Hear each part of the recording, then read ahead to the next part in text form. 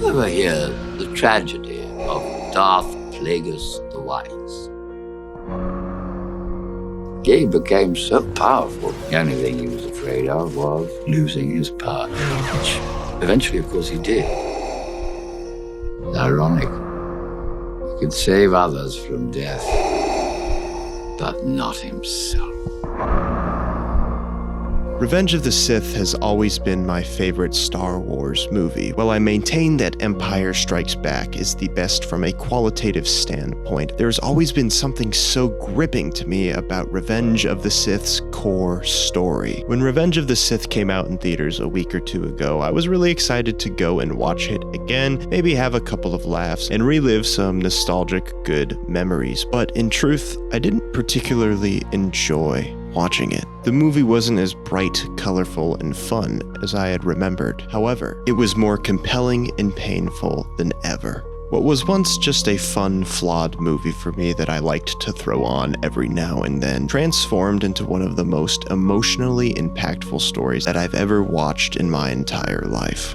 In the original trilogy, there is the implication that Vader used to be a good man, a good Jedi, but he wasn't just a Jedi. He was the Jedi, the one born to bring balance to the Force, the one destined to destroy the Sith. Anakin was the chosen one. This is no simple hero's journey where the protagonist rises up to the occasion and slays the dragon. Anakin fails to follow through. It would be like if Harry Potter joined Voldemort, if Neo took the blue pill in the Matrix, or if Luke Skywalker embraced the dark side of the Force. This is a cautionary tale, the price of pride, the dangers of deceit, and is the tragedy of Anakin Skywalker.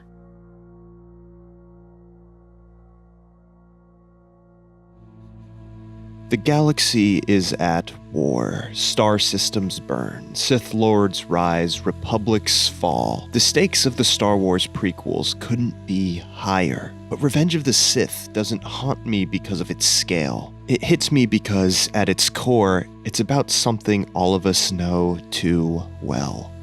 Fear.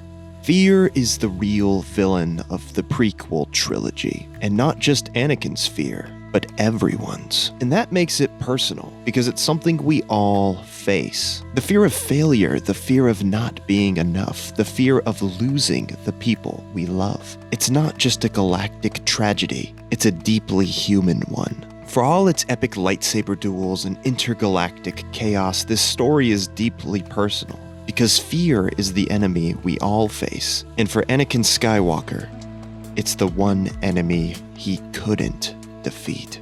Anakin Skywalker's journey begins as a slave. He's told he has no father, no choice, no freedom. All he dreams of is becoming powerful enough to bring peace, freedom, and justice to the people he loves. However, it's precisely these desires Anakin harbors that kindles the flames of his fear. In The Phantom Menace, Yoda warns, "Fear is the path to the dark side. Fear leads to anger. Anger leads to hate. Hate leads to suffering." And we watch a child, bright-eyed, full of hope, already caught in the grip of fear. And that fear never left him. It grew quietly, through war, through loss, through secrets. In the Revenge of the Sith novelization by Matthew Stover, many refer to Anakin as the hero with no fear. But inside, he's terrified. He fears losing Padme. He fears the Council discovering their marriage. He fears he won't be able to reach his full potential and become the Jedi he was prophesied to be. Most importantly, he fears his lack of control over all of these anxieties. He turns to Master Yoda for help, going through what could be considered the proper channels. However, the old Master's wisdom was anything but comforting. Train yourself to let go of everything you fear to lose. But how do you let go of your wife, your unborn child, your reason for living? Anakin doesn't want detachment. He wants control. And fear, more than anger, more than hate, is the thread pulling him toward the dark. But Anakin isn't the only one consumed by fear. The Jedi sense the dark side clouding their vision, but instead of seeking help, they hide it. I think it is time we inform the Senate that our ability to use the Force is diminished. If inform the Senate is, multiply, our adversaries will. They fear Palpatine's influence. They fear their own irrelevance. In Attack of the Clones, Yoda even admits that the arrogance has become more common among Jedi, even the Masters. But it's a warning that no one truly hears, because the Jedi don't believe they can fall. That belief, born out of pure hubris, becomes their greatest weakness. And nothing puts their arrogance on display more than their treatment of who they themselves believe to be the Chosen One. Throughout the Clone Wars, Anakin has proven himself brilliant, brave, a hero of legend. And yet, when the war reaches its breaking point, the Council pulls him into the room, not to praise him, not to elevate him, but to publicly belittle, humiliate, and use him for their own personal plots. You are on this council, but we do not grant you the rank of master. What?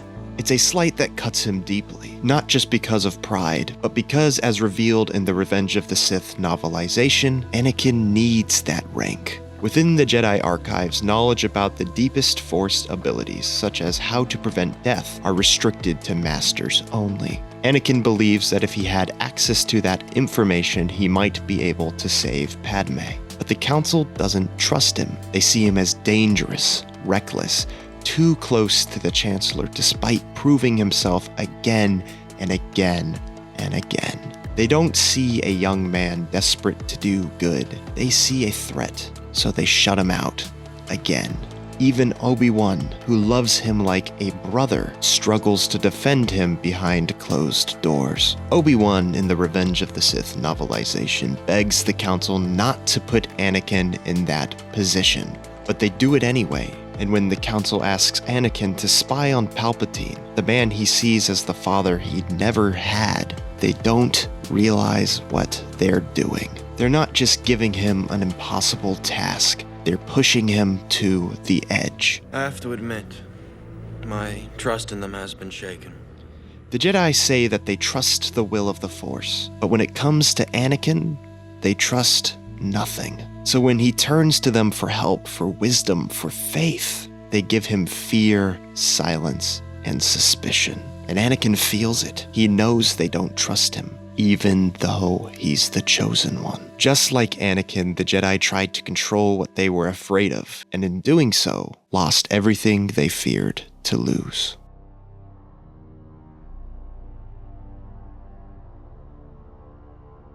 With Anakin now being more conflicted, lost, and confused on what is right and wrong than ever before, Palpatine offers Anakin a different path. He doesn't tell him to suppress his emotions, he tells him to embrace it. He doesn't warn about fear, he weaponizes it. He plants seeds that the Jedi are plotting to take over, that Anakin is being held back, that there exists a power to save the ones he loves from death. And when that moment finally comes, when Mace Windu raises his lightsaber to kill Palpatine, Anakin is frozen between two worlds. The Jedi who don't trust him, and Palpatine, who offers everything he's ever wanted: power, legacy, and Padme's life. I have the power to save the one you love. You must choose. And so he makes the only choice that makes sense to a man ruled by crippling fear, and he falls. However, even after swearing loyalty to Sidious, even after taking the name of Darth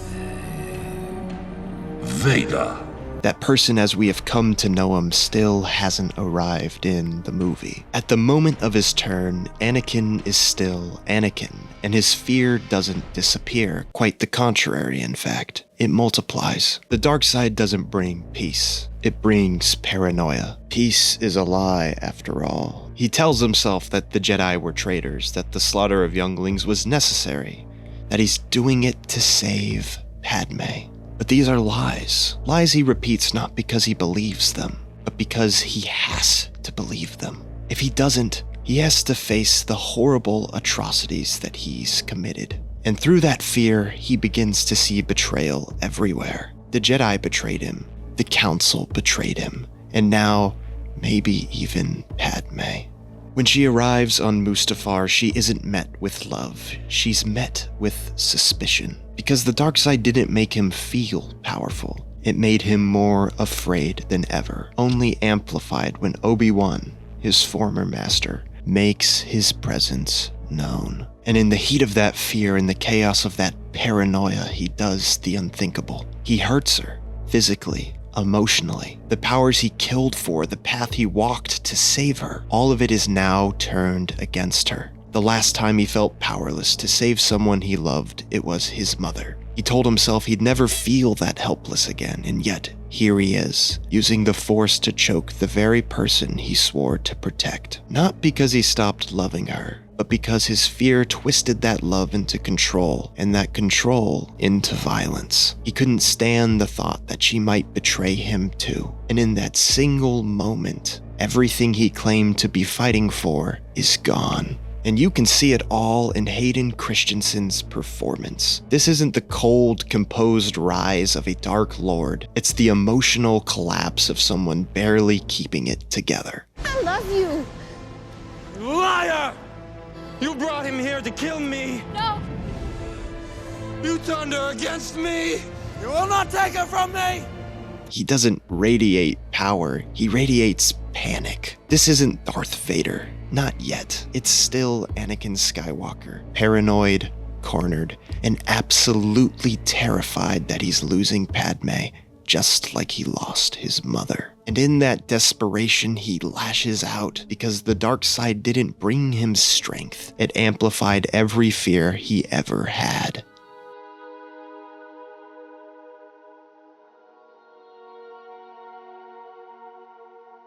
Obi-Wan's duel with Anakin is more than a battle of blades. It's a clash between everything Anakin was meant to be and everything he chose to become. Obi-Wan knows Anakin's pride, his rage, his emotional instability, and in the end, he doesn't overpower Anakin. He outmaneuvers him. Obi-Wan doesn't win by being stronger. He wins by letting Anakin's arrogance lead him into the trap. Anakin was so sure of his power, so certain of his control that he didn't see the high ground for what it was. A moment of final, tragic clarity, where his greatest flaw became his downfall. All of the power Anakin gained, all of the lies and rationales he told himself get sliced into pieces by one swing of Obi-Wan's lightsaber. When Anakin falls, set ablaze on the banks of Mustafar, it's not just his body that's destroyed, it's his potential, his freedom. His soul burns alongside his flesh, broken and helpless, consumed by agony as the shadow that destroyed him returns to salvage the charred, limbless corpse that once carried the greatest potential in the galaxy. Anakin Skywalker began life as a slave. He fought for years to help himself and others escape that fate, to become powerful enough to save the ones he loved, to control destiny itself. But in trying to free himself from the Jedi Order's limitations, he shackled himself to something far worse. When he wakes up in the black armor, broken, burned, trapped in a shell of pain that serves as an eternal reminder of his lost potential, the first words he speaks are, "Where is Padme? Is she all right?" It seems in your anger, you killed her.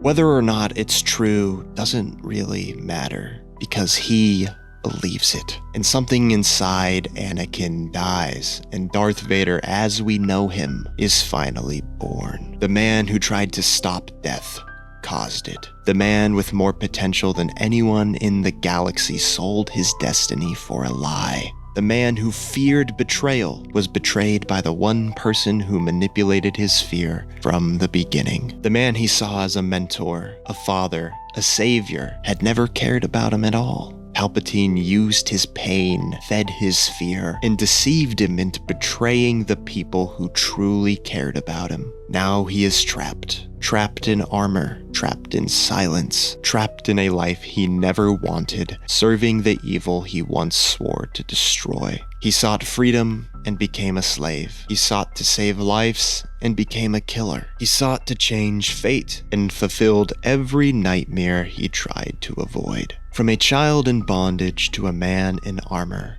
Anakin traded one prison for another, surrendering his soul to the same evil Sith Lord that promised him freedom through the dark side. Vader lives to pay the toll of the lie Anakin Skywalker bought. And the most tragic part? He knows it. He couldn't defeat fear, and in the end, it defeated him. This is how it feels to be Anakin Skywalker. Forever.